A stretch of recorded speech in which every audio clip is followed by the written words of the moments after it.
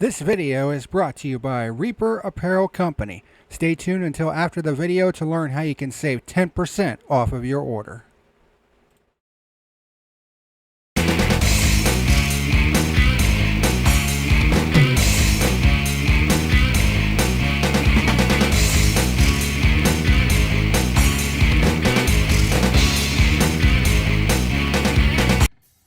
Hey, what's happening, ladies and germs? This is the PackerMan. Welcome to this edition of Burnt Rubber.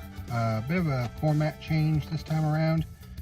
I started doing like live streams with all sorts of different news topics. I decided, you know what, let's just go one episode at a time, pre-recorded, and do basically one topic at a time. So that way it kind of stretches the content out and you're not getting an overload of information.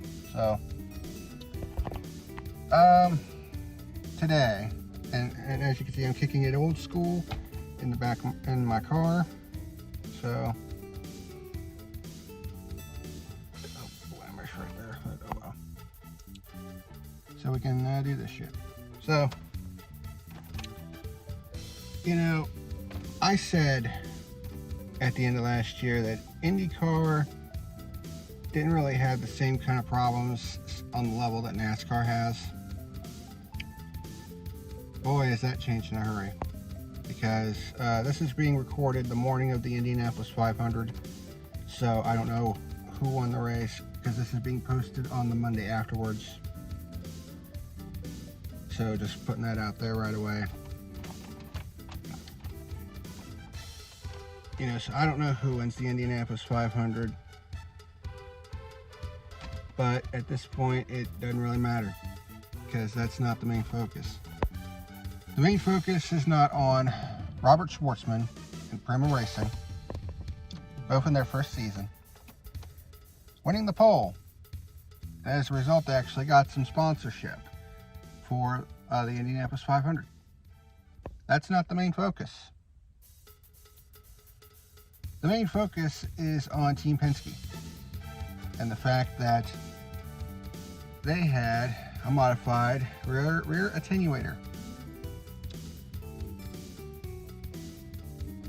Now, there's been a lot of debate about whether or not this modification actually gave a competitive advantage or not. That's been a debate that's been going on for the last week.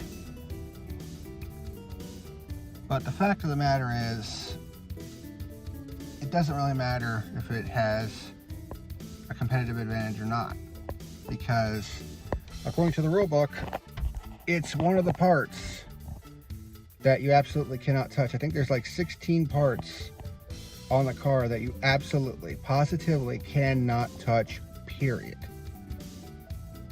You know, I mean, it doesn't get any more black and white than that. And here's the other crazy thing that was discovered when all this came out. Joseph Newgarden's winning car from last year's Indianapolis 500 also had a rear attenuator that was modified. And yet, it passed inspection by last year's standards, but this year it has not. And you know, IndyCar has said that you know, they just completely missed it. And here's an excerpt of that. Doug Bowles on Penske qualifying tech. 30-minute window to get fast 12 through. Elephant in the room is why did tech team fail to find the piece. Attenuator is a safety piece that has been modified 3 times in its spec lifetime per advancements. Teams cannot change it ever because a mod could compromise safety. Because it is a safety part, it is not always inspected. This was a miss. Now, an attenuator is a safety piece. So like I said, whether or not it provides a competitive advantage to modify it, you know, that's up for debate, and it has been up for debate for quite some time. But the fact of the matter is, it's a safety piece, which is why it's not allowed to be modded. in any way, shape, or form. And Doug Bowles said that they just plain missed it. You know, and here's the thing. If it was any other team in the series, we could chalk it up to, well, they tried to get away with cheating. Oh, well. But the fact of the matter is, this is Team Penske we're talking about. A team whose namesake owns the series, owns the Indianapolis Motor Speedway. You know, basically owns everything about American open wheel racing right now. And the fact that this hasn't come under conflict of interest investigations is honestly kind of surprising. And there have been rumblings that there might be conflict of interest investigations coming out of this. But I guess to kind of curb the backlash a little bit, Roger Penske himself has taken upon himself to basically clean out his entire upper management, including team president Tim Cindric. So here's the statement that Roger Penske released. He announced today the departures of IndyCar team president Tim Cindric, IndyCar managing director Ron Rzuski, and IndyCar general manager Kyle Moyer from the organization. Team Penske will have further announcements this week related to personnel and replacements for this weekend's Indianapolis 500. Nothing is more important than the integrity of our sport and our race teams. We have had organizational failures during the last 2 years, and we had to make necessary changes. I apologize to our fans, our partners, and our organization for letting them down. Roger Penske. So yeah, bombshell news right there. And then he had a sit-down interview with Jamie Little about the whole situation, which is a pretty interesting little listen. But yeah, basically all of Team Penske's upper management has been cleaned out as a result of this is the second time that they've been bopped for a cheating, quote-unquote cheating infraction in 2 years. Because if you all remember, St. Petersburg last year, just a Newgarden won that race too, but was bopped for the push to pass being illegally modified in some way, to where they had unlimited push to pass. I think Will Power was disqualified from that race as well. No. Was it all 3 cars, or was it just... I know it was just a Newgarden for sure, but I think the other car might have been Scott McLaughlin and not Will Power. I don't quite remember. But anyway.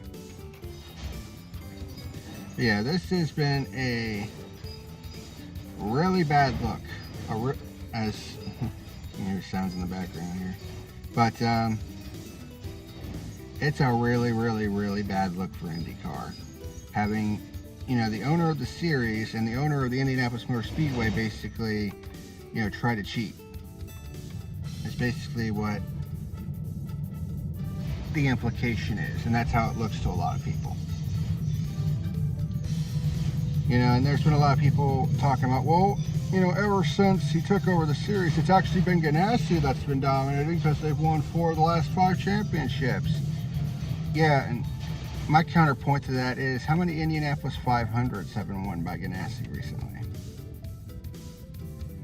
The last 2 for sure have been won by Penske, and both of those have come under intense scrutiny based on shit that's been happening in the last couple of years. I mean, last year's Indianapolis 500 win was not exactly looked upon favorably because of the guy who won it, based on what happened at St. Petersburg.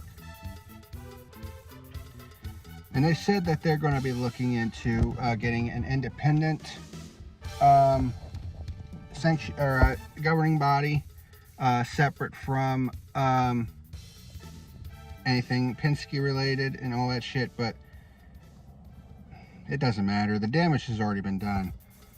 And it also doesn't help But the racing this year has been absolute garbage. Like, there's been nothing of real interest. I mean, Alex Palou has just been dominating this season. And it's caused a lot of people to tune out. I mean, their first race on Fox got 1.4 million viewers, despite the fact that the race wasn't really all that good. And then you had that disaster of a race at Thermal Club, not from the aspect of the on-track stuff, but from other outside things, like people not really liking the Thermal Club being on the schedule. And then of course there was the blackout that happened midway through the race. A lot of people say, oh well, shit happens. It's like, bro, this is their second race ever. And how many times have we seen TV blackouts in major sporting events? It's not very many, and when it does happen, it's big news, because that sort of shit is not supposed to happen.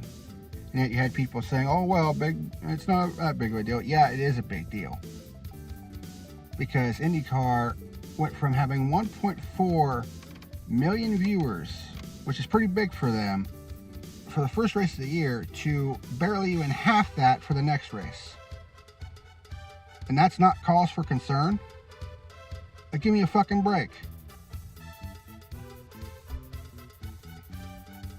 I mean, at this point, with all the shit that's been going on, IndyCar is no better than NASCAR at the moment. And NASCAR is a flaming dumpster fire, as it is themselves. And it's something that I will discuss in tomorrow's edition of Burnt Rubber. Because I have a lot of things about NASCAR that I've got to get off my chest, because the gaslighting and all the other bullshit that they've been doing the last month or two has really gotten on my nerves. And I have a lot to say about NASCAR in tomorrow's episode.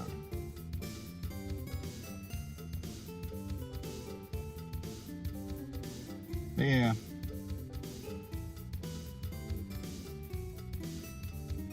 You know,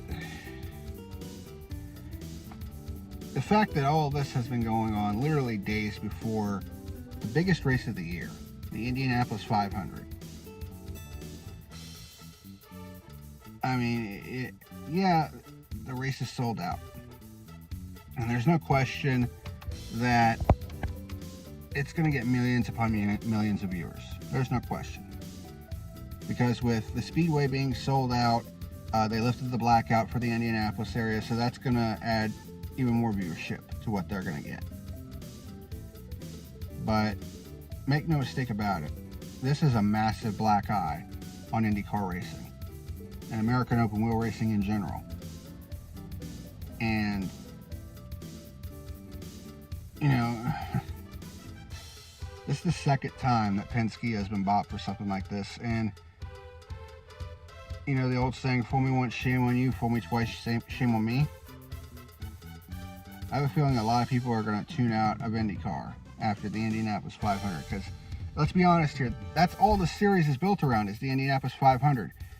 It's been a well-known fact that IndyCar can't market for shit. And it shows.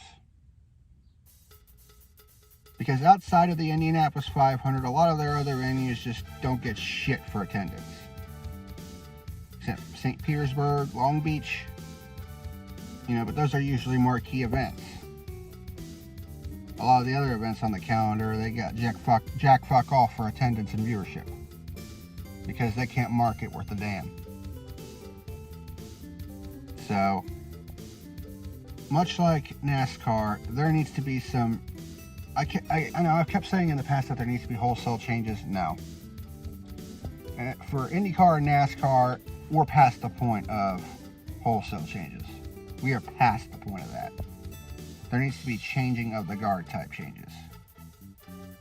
You know, because IndyCar, I mean, they're still sitting on the DW12 chassis. You know, that thing has been around for over a decade at this point. I understand why they don't want to do it, because, you know, the DW12 was named after Dan Weldon. You know, in honor of him after he died in that crash at Las Vegas in 2011. So I understand why they don't want to go away from that in that aspect. And plus, developing a new chassis is expensive. I understand that, but at some point,